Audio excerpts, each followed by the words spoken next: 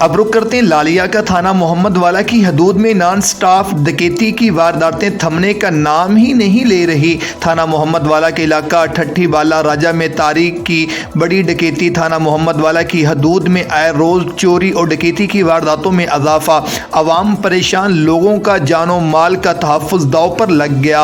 मौजे ठट्ठी बाला राजा में दर्जन से ज़ायद डाकू घर में घुसकर असला के ज़ोर पर 11 लाख नकदी 20 तोला सोना ले गए, जबकि घर में मौजूद अफराद को एक कमरे में बंद कर दिया गया। थाना मोहम्मद वाला के इलाका में नॉन स्टॉप डकैती की वारदातों में कमी न आ रही है।